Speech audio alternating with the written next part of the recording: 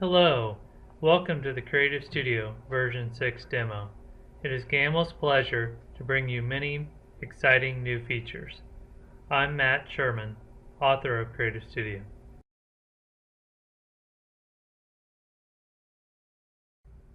Recorded patterns now show on the screen. Patterns being recorded are shown dynamically on the CAD screen. It's possible to record patterns with the head and looking at the screen instead of the quilt. So I'm going to start regulated, and then you can do this with sewing on or off, and then I'm going to go ahead and record, and I'm recording a pattern around this flower. Okay, and then I'm done. I just hit stop. There it is. Shows dynamically while you're recording it. Saves it CSQ in case you want to use it later.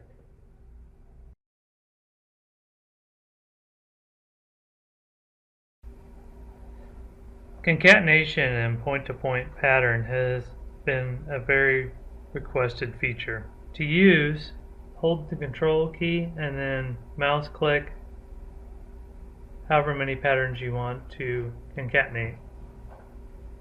You can do it from the head with this icon here with the point-to-point pattern, or you can draw it on the CAD screen by clicking Alt-P or clicking the point-to-point pattern on CAD. I've got grid point snap on here.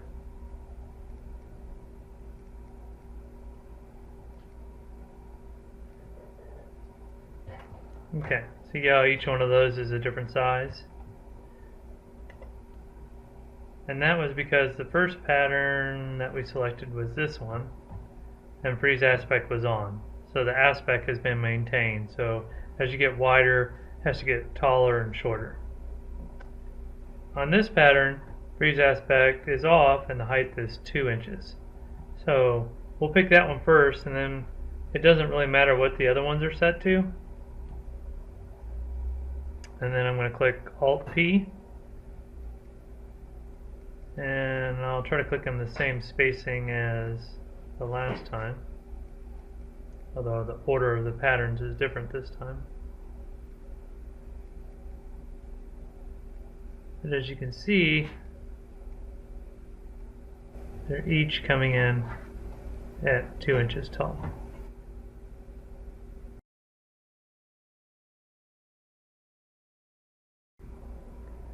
With our new Apply Pattern feature, you can make a point-to-point follow any other pattern. To use, just pick your point-to-point pattern, set the desired height, then right-click the pattern you want to apply the point-to-point to, click the Apply Pattern. It has this little paintbrush, and there very quickly you have the point-to-point pattern applied to that pattern. If you don't set the height properly, you'll get some odd results. Here I've got patterns selected with a larger height, and then I'm going to click Apply Pattern. Here, I'll put one up that's even bigger. Control Z undoes it in case you want to change the height. Oh, there we go. That's too big. So just Control Z, go in, set the height to something a little more reasonable for the application, and then hit Apply Pattern. You can use this in conjunction with the new point-to-point concatenation. So here I've got a flower picked, and then I'll pick the diamond, apply pattern to the middle circle here. Perfect circular arrays, as you can see there. So it sews continuously, knot to knot.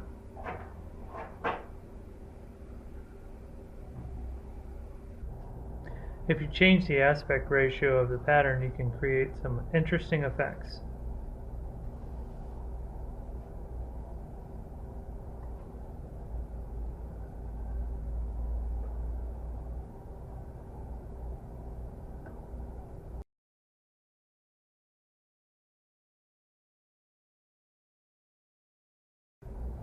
In the past, on pattern to boundary, we had standard, which will place a pattern,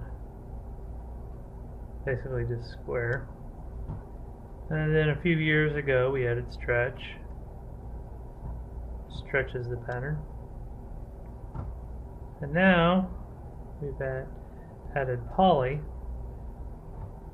which will stretch a pattern into any shaped boundary. Creates some interesting effects, not always desirable.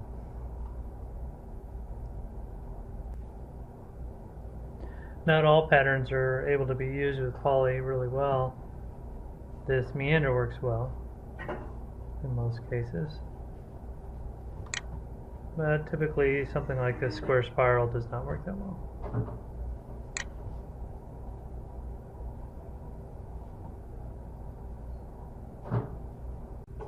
Certain boundary shapes and certain pattern selections are more conducive toward the new poly feature.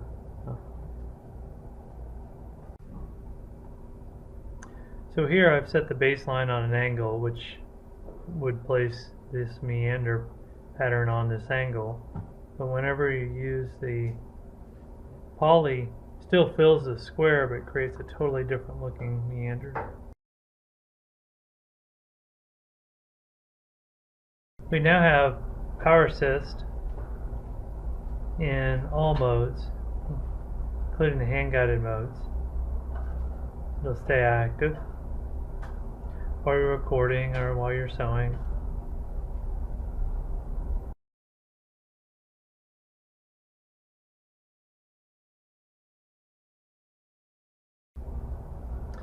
We can now, under File, Import Images, you can pick your pattern. You can see the grid on it. I'll go ahead and turn it off so you can see it go off. You can zoom in, zoom out. You can put a pattern on the top of it.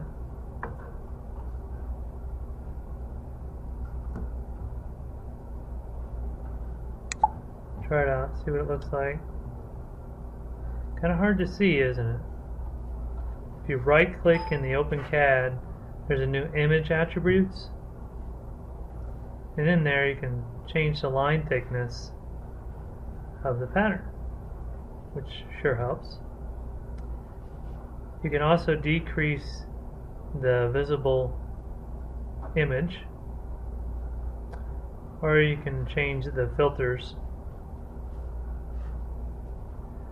This takes the green out, takes the blue out. Can be helpful for designing patterns, helps the stitching come out more.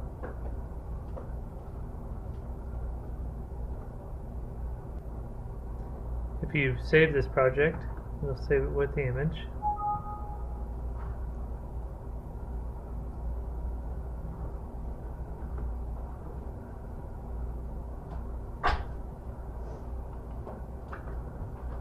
You'll note whenever you add a new image, it'll create a new design group.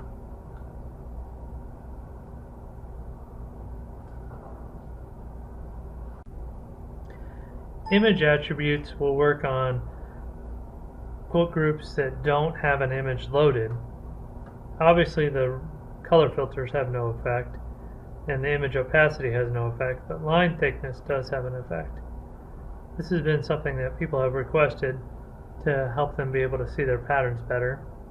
It will increase the thickness of the boundary and the patterns, but it will not affect the thickness of the trim, because we want to know exactly where the edge of that trim is going.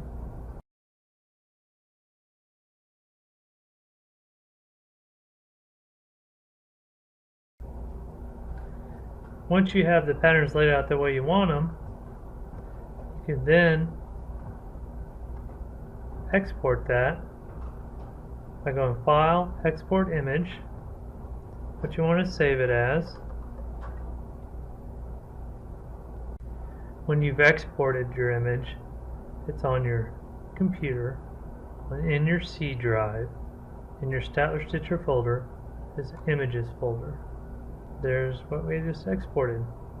Take that and put it on a stick, load it into your email program, or just save it.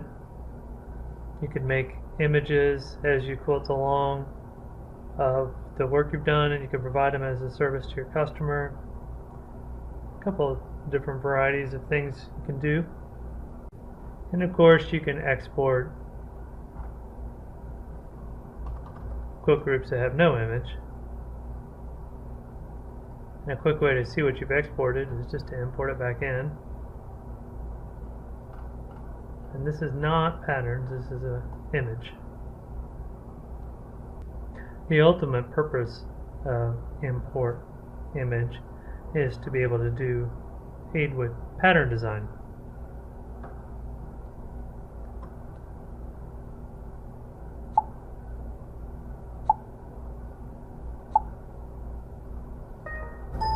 Increase the line thickness.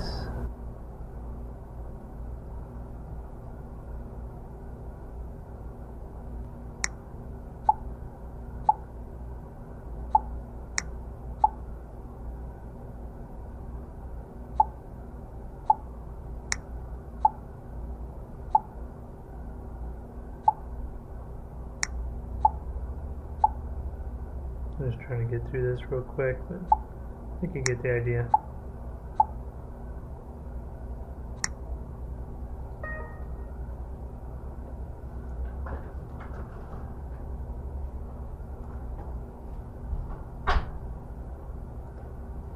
Combine that, and then once you had it all done, you could export it.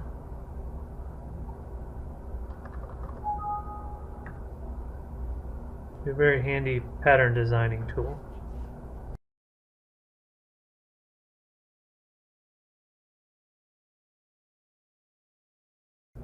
A real handy pattern design tool, and one that'll help you a lot with some of the new features of Creative Studio, is our new nodes mode, which has taken the place of our divide function. It will do everything that divide will do plus a lot more. So you just click nodes, and right here the pattern is a little bit off, so I'm going to grab this pink handle. Pink handle is kind of like an endpoint. The blue handles are like arc points. And then I can kind of fix that to match closer to the other corners. And maybe right here I don't like the way that's kind of jutting out a little bit. Same thing here. We'll fix it up a little bit. But basically the patterns are completely plastic with this change.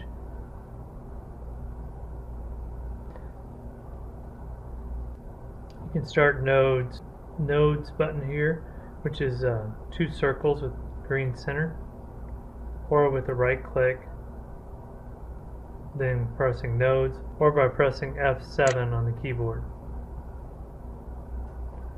And as I showed you earlier, you can manipulate things. Now whenever you're over a pink node, you can click D for divide, and you can see what you can do with there.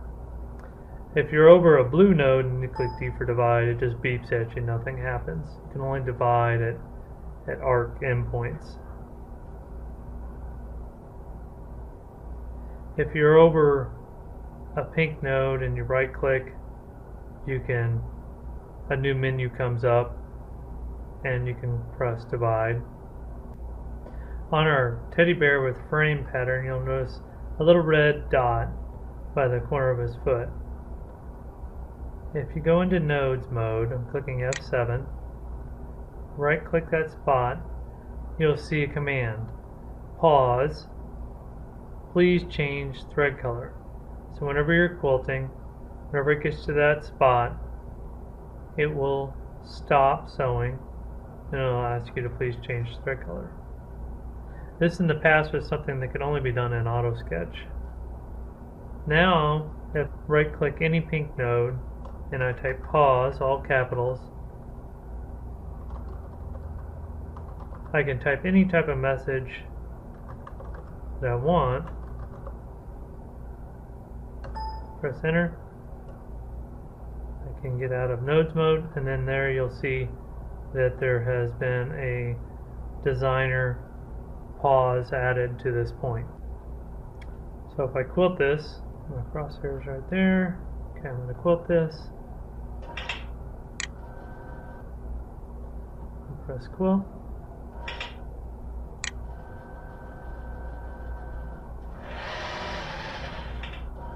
Gets to the top of his foot, and it says stop for some reason. You can do a single stitch there. You can change color of thread there if you wanted. If you were doing like a large edge to edge and there was a applique in the way, and you could sew for about 20 minutes, and then you needed to be there to keep it from getting bound up, you could put a pause mark there, and then you could safely go and run your rest of your business without worry of that getting caught up, and then it would stop and just be sitting there waiting for you to come back.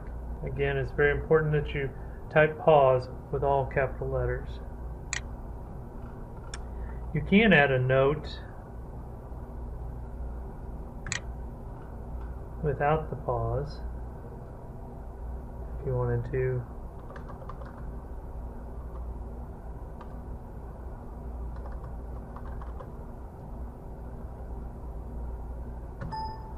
You'll get the red sign, but you won't get a stop there. You can also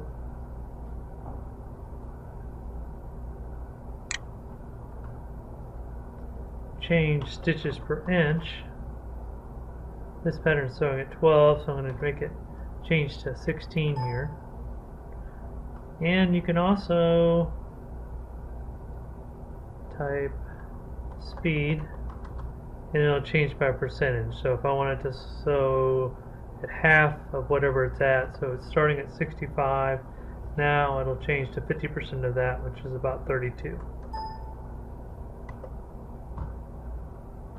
So there's a lot of possibilities what you can do with these designer nodes. If you use a lot of them, it can maybe get a little confusing because each one of them has a red dot. But if you wanted to know what it was, you could go into nodes mode and then go into each one of these, right click them, and you could go back and you could review what each one of them was. Okay, I'm going to start this quilting so we can see what it's going to do.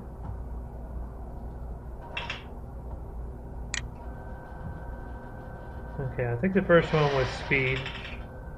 And there you can see the speed dropped to 32 down in the corner. There's the stop for some reason. Still sewing at 32. Now the stitches per inch has changed to 16.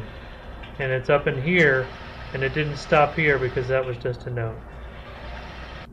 Hey Christina, what's that bear's name? Cubby.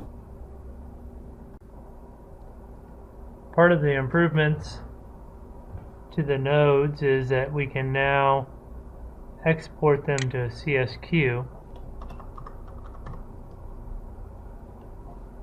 And if I make a new quilt group, and bring this pattern in, you can see that all the nodes have transferred over. The nodes also dynamically size with the pattern. The one thing nodes won't do, and this has always been true, is if you go into the nodes mode and you go over a node and press D to divide, it'll say pattern contains designer pause. Dividing removes the designer pause data. Proceed. And that will remove all these red dots. If you say yes, it'll remove it.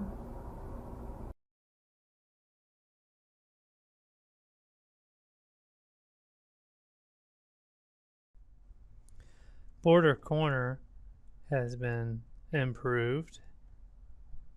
This is the new border corner icon. I'm going to go click the corners now.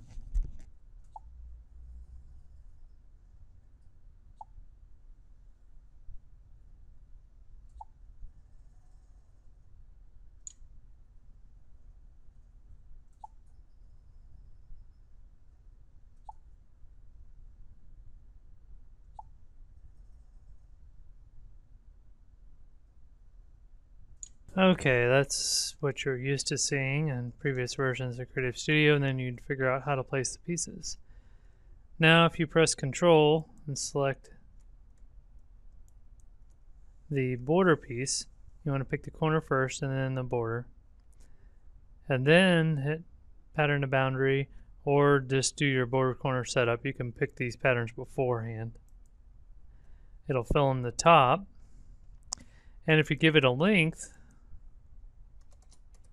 it'll fill down the side. The margin applies.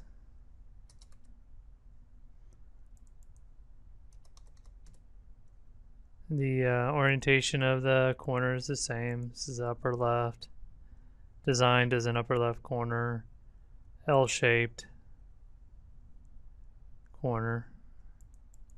Different types of type.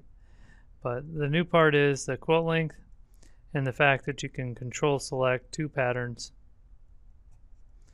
You want to pick the corner first and then the border piece. If I look at this, I'll see that it's 1.24 wide by 1.29 tall. If we look at this side piece, it should be different. Width would become the height, so the height would be 1.24, but it's not, it's 1.26. And the reason is because it's slightly modified the size of those to work out to be exactly 30 inches. So it subtracts out the margin, the size of this corner, figures out how many pieces will fit. So we recommend you sew this top, and then be aware that you may have some shrinkage issues over here, so you need to be aware that you may need to stop and adjust this sizing a little bit. Sew this top and then use this size of pattern to place your repeats down the side to chunk, and then stop when you have one more side section to do. Skip that, do the bottom, and then figure out those repeats to fit. I set this up again to show you how you can change this connect. It says if true, the corner and border will connect. Right now it's true. If I put it to false, the patterns will come apart slightly. Main place where you'd use that is patterns that are not designed to connect. So I'll use the oval as the corner and the square as side pieces.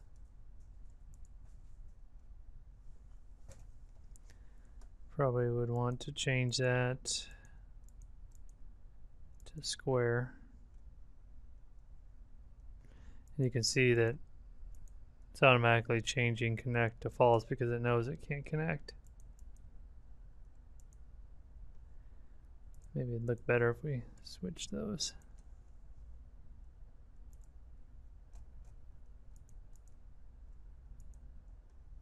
Something like that.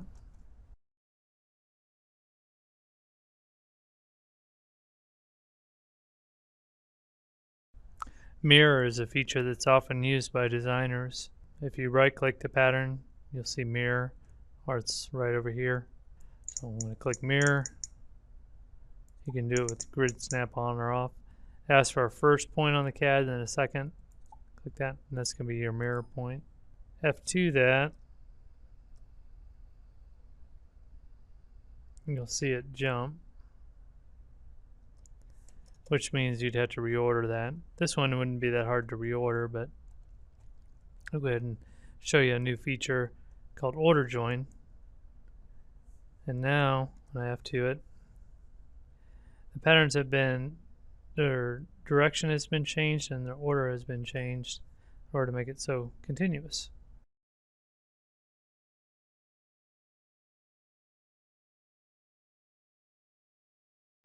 Okay, here's some more example of the order join function. I'm going to let you watch this virtual stitch out, and you can see that the order isn't correct.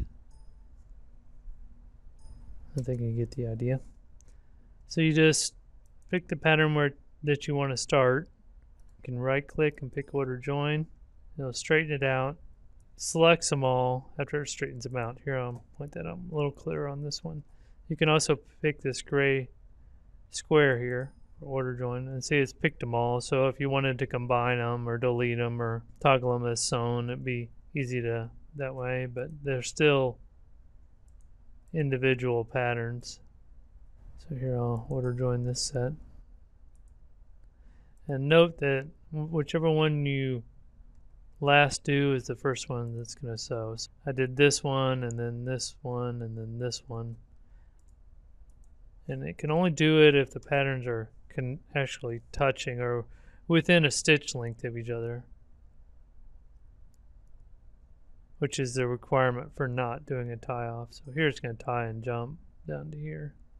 So that's why they had to do it as separate order join operations. Here's another quick example where I've mixed the pieces all up. You know, this is things beeping and jumping stitches all over the place. All you do is pick the first piece and say order join. I could combine group if I wanted to. Probably would want to on this one. Hit F2. And now everything is back in the proper order. No jumps, no beeps. Here's an example I mocked up to show when there's a gap.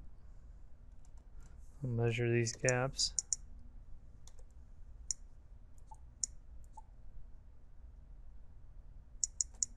So the length of 0.17,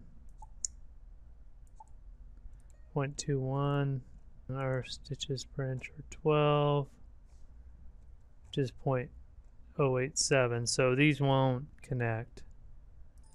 So if I pick this first pattern and say order join, it only goes to there. Same thing on this one. Order join, it stops at this. But if I take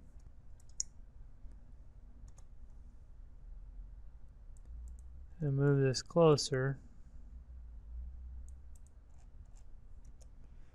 there's still a gap. I'll measure it to make sure it's within a stitch length. It is 0.05, 0.087 is about our stitch length. And order join. You can see that it knows that it won't have to tie off here, so it's went ahead and connected those. Here there's a big gap obviously, and so it didn't order join those. I'm going to combine them. Again, normally you don't have gaps, but it's not uncommon when you're designing things to have slight gaps. It'll go ahead and straighten those out for you.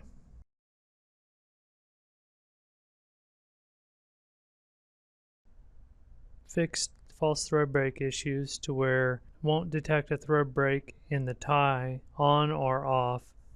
And also, if you still were having problems with thread break, set a thread break delay, and that's in seconds. The default is 0, but you can go up 9 seconds.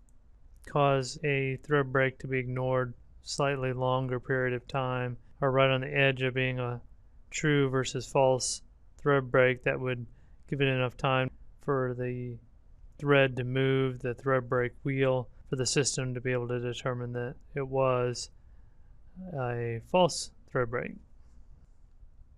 With our fill function, have always had a slight rounding as the pattern came into the boundary. That was more noticeable in version 5. With this version, we've made it to where there's no rounding. Also, the slight shortness of the start and stop has been fixed, and I'll show you that here. Result of these fixes is it does take longer to do the fill, so please be patient. But if you zoom in real tight, you can see that the start goes right to the boundary point, and then there's no angular.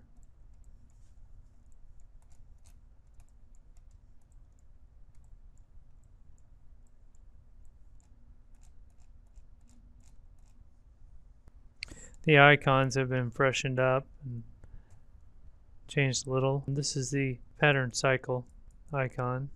The trim pin was red. It made more sense for it to be tan color.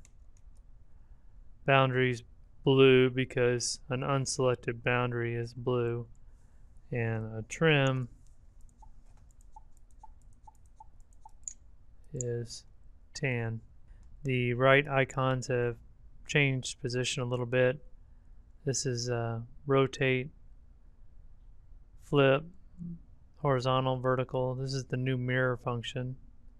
This is the rubber stamp, circular array, echoes now on this list. Apply pattern is a new feature. The nodes mode is a new feature. First, start, and end. Order join is new. Our converts, fill inside, fill outside, and the toggle pattern as sewn, unsewn, and then delete. We think you're really going to like the new pattern designing tools we've given you inside Creative Studio. Happy quilting!